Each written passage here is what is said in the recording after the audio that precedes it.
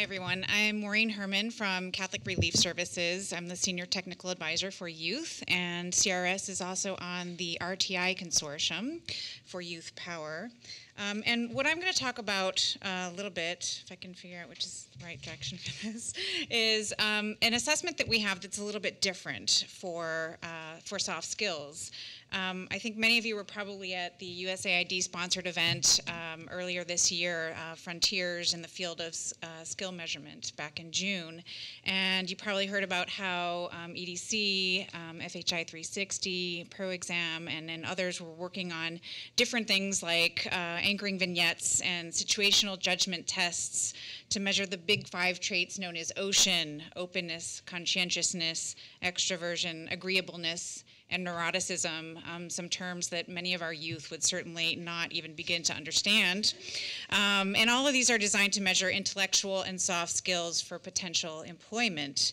There was also the Big 5 inventory, a 44-question personality test, and other evaluations that large corporations are adapting to screen their applicants. And, you know, we kind of sat back and questioned, well, how appropriate are some of these measures for the youth that we work with? These are some youth from our YouthBuild program in El Salvador. And, you know, we thought about really how useful these tools are for measuring attitudinal change in the most vulnerable youth participants. How well would they even understand the questions being asked in some of these assessments? How often are they just checking off a box, any box, to get through the evaluation process? And how do the tools and tests impact youth having to complete them? Do they ever cause harm? And couldn't assessment tools also be a useful teaching guide for young people? Like many of you, we work with a sector of the youth population that comes from very impoverished neighborhoods, often areas of high violence and conflict, with high levels of school dropouts, and youth who've had little or no opportunity to develop life skills and soft skills necessary for employment. Our youth have usually only completed between 6th and 10th grade. They are not high school graduates, and they often have very low levels of literacy, regardless of the grade level they may have accomplished. A lot of them would have difficulty understanding some of the questions on workforce readiness surveys, but they still need work, and they're very employable. So we've worked with YouthBuild International and Mockingbird Education to come up with a different kind of tool for measuring soft skills in youth.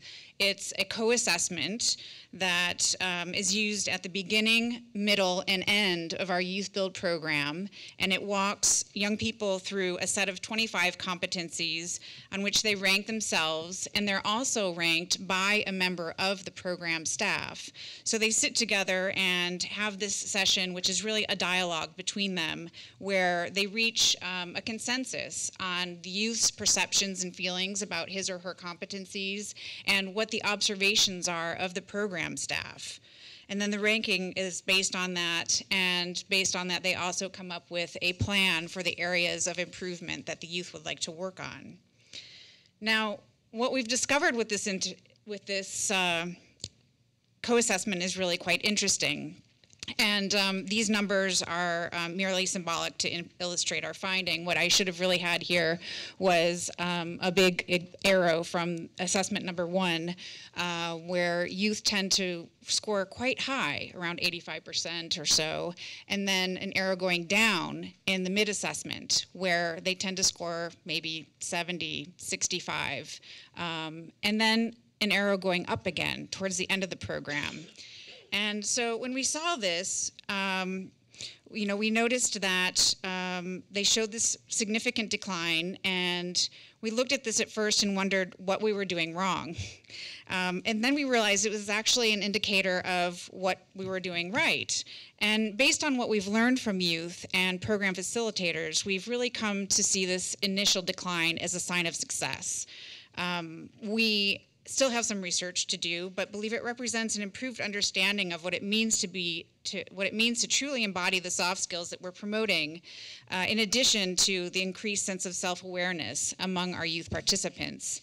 Many youth told us that they tended to overestimate their abilities in the first assessment. So they sort of think, sure, I'm a good communicator, but they probably haven't really thought about the fact that being a good listener is also part of that equation. Or they've only thought about their communication skills in certain contexts with family or friends. And so when they become more familiar with a complex and complete definition of communication and understand what being a good communicator really means, they score themselves more critically and they realize that they have room to improve.